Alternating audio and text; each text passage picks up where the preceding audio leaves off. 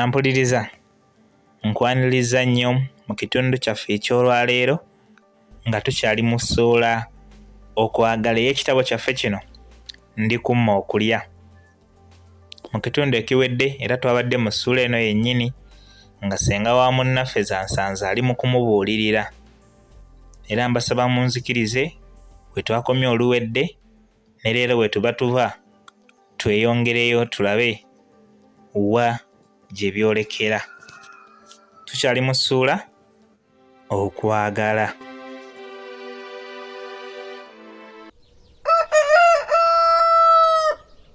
Mwanange Zansanze, oyonjanga olujjuliro n'ebikozesebwa mu kulya byonna balo alyoka alyenga emmere ng'ayagala. Ebibyo ebiriko obukokkoliko binafuya omutima gw'omusajja oluusi n'alya kutuusa luwalo. Abakazi abamu bwe bazaala beerabira okweyonja ne beekwasa abaana bwe babajamawaza. Gwe ekyo tekikutuukangako. Oyonjanga omwana wo naawe ne weeyonja. Tokkirizanga lusu lw'amazzi g'abaana ge bafuka ku buliri kwegazaanyiza mu kisenge kyammwe. Obujama bulina ekintu ekikulu kiikino. Omusajja bw'akutamu olw'obuteeyonja n'amala agendako ew'omuntu omulala eyeeyonja, gwe oba osigadde kufunda kunnafumbirwa.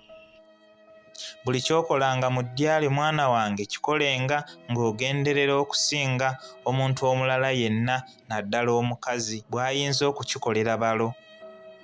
N'ekyenkomerero ku nsonga eno oyonjanga balo. Abasajja abamu tebeefaako bwe batyo kyebava beetaaga okulabirirwa ennyo bakazi baabwe. Senga yali antegeeza ebintu ebyo omutima ne gundeetera muka omusajja Kasattiro eyalemwa okweyonja, naye Kasattiro yennyini yali omuyonjo naye n'ajamawala, awaka ne wafuuka w'abakali bunyaga. Senga yambuulirira ebintu bingi ebirungi, naye bwe yatuuka ku ky'okwekuumanga abasajja ne ntegeerera ddala ng'ekyo kye kyali ekifundikwa ky'obufumbo bwe nnali ŋŋenda okuyingirira. Nzijukira twali mu ggwaatiro nga tumaze tutyo okuwaata emmere, nsitula nti ekibbo omwali emmere tugende. Senga n'aŋŋamba nti, "Sooka oleke okwetikka." Ko nze nti, "Lwaki Senga?" Ko ye nti, "Nina ebintu bingi bye nandyagadde okutegeeza ng'okyali nange, kirabika nga kizibu okubimalayo byonna. Ekintu ekikulu ennyo kye nkukuutira nga tuli mu ggwaatiro wano mwana wange, okuumanga omutima n'omubiri gwo n'otayagala musajja mulala yenna ng'oli mu ddya lyo. Abasajja babadde bangi abakwegomba era abakwegwanyiza okukuwasa, era naawe bw'obadde otunuulira n'obasiima. Naye olonzeewo kufumbirwa Tebyasa, oyo ye balo, ye mukwano gwo asinga abalala bonna era ye mukuumi wo. Empagi y'obufumbo eya wakati bwe bwesigo wakati wammwe mwembi. Eyo bw'oligyekwatako togenda kwejjusa mu bufumbo bwo. Ojjanga kwebulungulira okwo ebbanga lyonna. Omuntu yenna takubuzaabuzanga nti kubanga bala asala baata naawe koowenjukire wano nawali. Ekyo bwe mulikituukako amaka gammwe galiba gasigadde kyangaala, kubanga ggwe bw'onooyitanga emmanju balajjanga kuyita miryango. Kale ago ddala gaba maka ki? Mwana wange, bw'otaakuuma mubiri gwo oyenjebuka, oyisibwamu emimwa, oggwamu ensa, tewaba akuwa kitiibwa, oweebuuka, buli akutunuulira akugaya era akunyoomerera. Zansanze obeeranga mwesigwa eri balo, bw'otyo bw'olituweesa ekitiibwa ffe bakadde baabakuzaala. N'ekirala mu nju temuba kkubo, buli gw'olabanga akyama ewammwe ng'oyaniriza. Abagenyi baagalwa nnyo mu buli maka. Amaka omutakyalwa bagenyi gaba mabi kubanga bannyinigo baba tebakolagana na bantu balala. Manya mwana wange nti abagenyi bageyi, weegenderezanga nnyo abagenyi mu maka go. Okuva ewa ssenga okudda mu bakulu kyali kisaana, kubanga eryo lye lyali ekkubo eggolokofu ery'olugendo lwaffe ne munnange Tebyasa mu bufumbo. Bwe natuuka ewaffe banjaayaanira nnyo. Mu bbanga ery'ennaku nga 5 ezaasooka nalimala mu kuddamu bibuuzo bakadde bange n'ab'eŋŋanda zange bye bambuuzanga nga bamaze okuwulira nti ndi mu kyama. Abantu bandaga ng'obukambwe obuyitiridde nga bambuuza gye nasisinkana n'omusajja male nzikiriza okumufumbirwa. Abalala ne bambuuza obanga namala kuteesa na ssenga oba namala geewaggula. Waliwo sseŋŋanga omulala eyali avudde e Buddu, oyo nno katono anjogeza ebigambo ate ebyandinnemye okunnyonnyola oluvannyuma.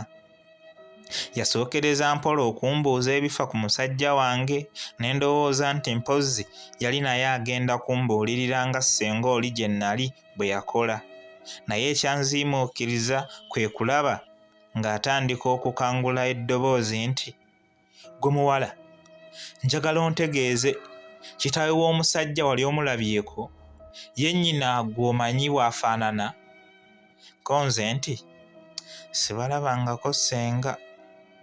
Ko ye nti, "Omanyi ebifa mu luggya olwo?" Ko nze nti, "Kaakati ŋŋenda mbimanya mpola mpola." Ye kwe kuddamu okunjogeza nti, "Kaakati ŋŋenda mbimanya mpola mpola, obimanyi otya?" Ekibuuzo ekyo kyannema okuddamu, ye kwe kutandika okunteera akaka n'aŋŋamba nti, "Omwana omuto gwe weewaggula otya okwerabira omusajja nga bakadde bo bwe bali? Kale omanya otya oba bakadde b'omusajja basera oba baloga? Otegeera otya oba balina obulwadde obw'olubeerera? Zansanze mwana wange okawaŋŋamudde." Awo n'abakulu abalala nga ne mmange omutwaliddemu bwe baasaakaanyiza nti, "Ffe kyatujja enviiri ku mutwe okuwulira nti Zansanze yeerabidde omusajja ow'okufumbirwa."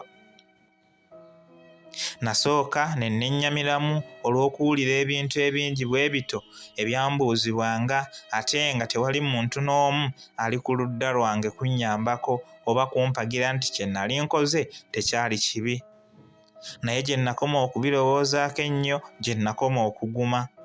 Tebyasa yandi wala mu kiseera ekyo era nga siyinza kumulaba, naye nga ndi naye nnyo mu mutima buli kaseera.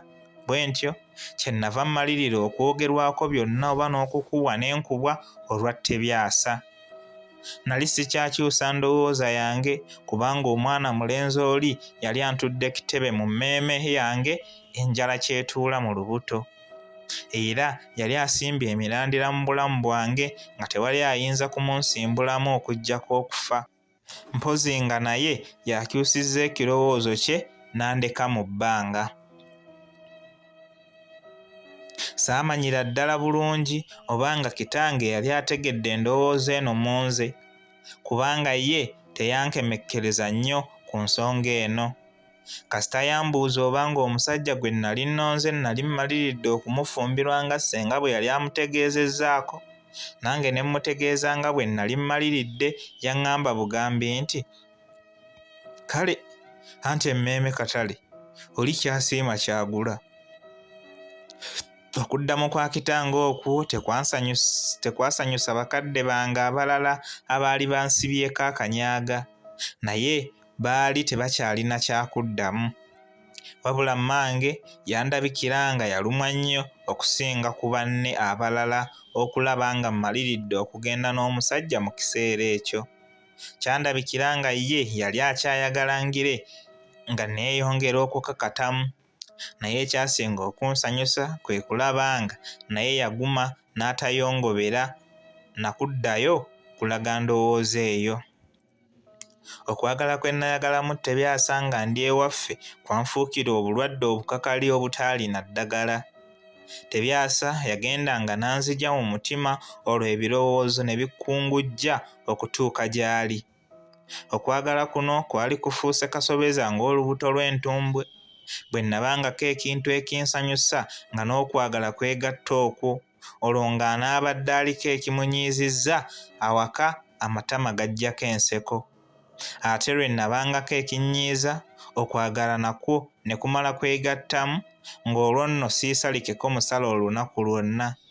Naye okwagala lwe kwemalanga omutima gwange, omubiri gwonna ne gulya butaala ng'embuzi nga nsanyusa nnyo abaawaka bonna. Ddala teyayagaliza ya munne kuzaala nduusi. Mba nkyali ntyo mu kulowooza ku mukwano. Omuntu n'agenda antemerera ebigambo ewa Tebyasa ebyanneewuunyisa era ne byagala n'okuntabula omutwe. Nze omukazi eyali awagaddwa mu byonna ng'akambe, omuntu yagenda n'ampereba ettosi n'agamba Tebyasa nti nali muwala wa mpisa mbi atamanyi bantu era atabassaamu kitiibwa, omunafu luboje ate omusirusiru asembayo. Ebintu ebyo byatabangula nnyo ow'omukwano wamu ne ssenga, ate bbo abakulu ne banyiigira nnyo omuntu oyo kuba n'oluvannyuma baamumanya. Mange yanneewuunyisa nnyo. Abantu bonna baalabika nga banyiikaavu era nga beeraliikirivu olw'ebigambo ebyanjogerwako, naye ye teyalaga kutya n'akatono, era mu buvumu obungi yagamba bw'ati, "Gwe nyweza by'olina, ebintu by'oyize era by'osobola okukola obikolanga n'amaanyi go n'omutima gwo gwonna. Kino ekintu kitono nnyo.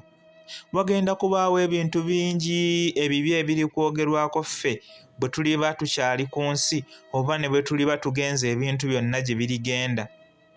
Nze gw'olaba banjogerera ebigambo ebyazimbya kitaawo omutwe ne gujula n'okwabika, naye byonna ebyo twabiyitako era ne biggwa.